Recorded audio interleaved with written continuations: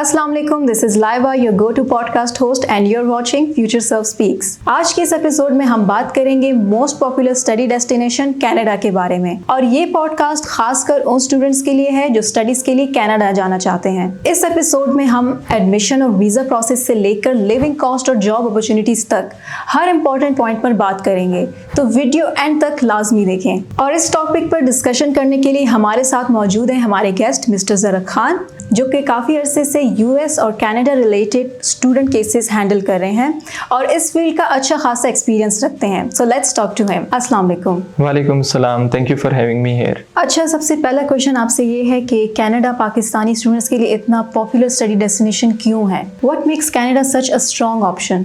Academically Canada बहुत top notch institutions, practical courses और internationally recognised degrees offer करता है, लेकिन ये वो चीज़ नहीं है जो कनाडा को बहुत ज़्यादा अट्रैक्टिव बनाती है। कनाडा को जो सबसे ज़्यादा अट्रैक्टिव बनाती है दैट इज़ स्ट्रक्चर। कनाडा की जो पॉलिसीज़ हैं वो बहुत ही स्टूडेंट फ्रेंडली हैं। वहाँ का एनवायरनमेंट स्टूडेंट्स के लिए बहुत ही ज़्यादा सूटेबल है, स्पेशली पाकिस्तानी स्टूडेंट्स के लिए या फिर साउथ एशियन स्टूडेंट्स के लिए, क्योंकि वहाँ पे एक तो लैंग्वेज बैरियर नहीं है। जितनी मेजॉरिटी पॉपुलेशन है वो इंग्लिश स्पीकिंग है, तो पाकिस्तानी स्टूडेंट्स के लिए ये एक बेनिफिशियल पॉइंट हो जाता है। Secondly, Canada is multicultural. हमारे साउथ एशियन कम्युनिटी वहाँ पे कसीर तादाद में मौजूद है, जिसकी वजह से पाकिस्तानी स्टूडेंट्स या साउथ एशियन स्टूडेंट्स सोशली और एकेडमिकली आइसोलेटेड फील नहीं करते। In short, Pakistani students can order Sindhi biryani along with burger. अच्छा, so you talked about quality education and exclusivity, which brings me to my next question, eligibility. कोई student अगर अभी start कर रहा है तो उसके लिए बेसिक एकेडमिक रिक्वायरमेंट्स क्या होंगी?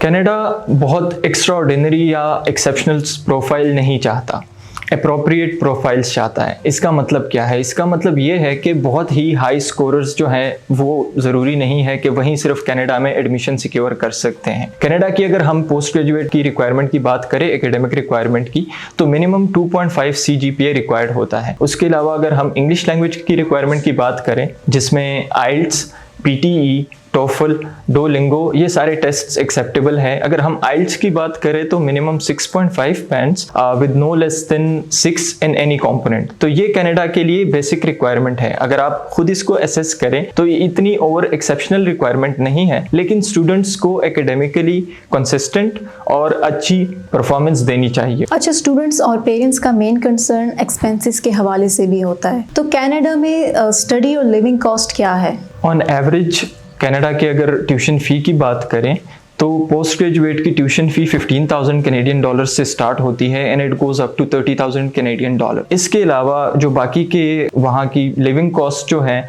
वो मंथली स्टेटिस्टिक्स के मुताबिक और हमारे स्टूडेंट्स के एक्सपीरियंसेस के मुताबिक 3,000 Canadian dollars 2,000 Canadian dollars per month होती है। ऑन एवरेज कनाडा की पोस्ट ग्रेजुएट की जो एवरेज फीस है वो 15,000 कैनेडियन डॉलर्स से लेके 30,000 कैनेडियन डॉलर्स तक की है। अगर हम कंप्लीटली कैलकुलेट करें पोस्ट ग्रेजुएट के एक्सपेंसेस को फ्रॉम पाकिस्तान टू कनाडा, तो एक स्टूडेंट के 38 लाख से लेके 40 लाख तक का टोटल एक्सपेंस आएगा, जिसमें health insurance, visa fees, tickets के अलावा जितने भी उनके एक्सपेंसेस हैं वो तमाम तर इसमें इंक्लूड हो जाएंगे। इसके अलावा अगर लिविंग कॉस्ट की बात करें तो लिविंग कॉस्ट स्टेटिस्टिक्स के मुताबिक, हमारे स्टूडेंट्स के एक्सपीरियंसेस के मुताबिक मंथली जो है 2500 कैनेडियन डॉलर्स से लेके 3000 कैनेडियन डॉलर्स तक लिविंग कॉस्ट आ जाती है। लेकिन स्टूडेंट्स पार्ट टाइम वर्क करके अपने रूटीन के एक्सपेंसेस को मैनेज करते हैं। बट यहाँ पे एक चीज मैं स्टूडेंट्स को बताना चाहूंगा कि वो ये चीज नोट करें कि पाकिस्तान से जाते हुए वो अपने ट्यूशन फी को एटलीस्ट मैनेज करें ताकि उन पे फाइनेंशियल बर्डन ना हो। अच्छा, इसके अलावा वीजा प्रोसेस भी काफी स्टूडेंट्स के लिए स्ट्रेसफुल होता है, तो उसके लिए फिर किस तरह से प्रिपरेशन करनी चाहिए पाकिस्तानी स्टूडेंट्स को? वीजा प्रोसेस के लिए इंपॉर्टेंट चीजें दो हैं, क्लैरिटी और प्रिपरेशन।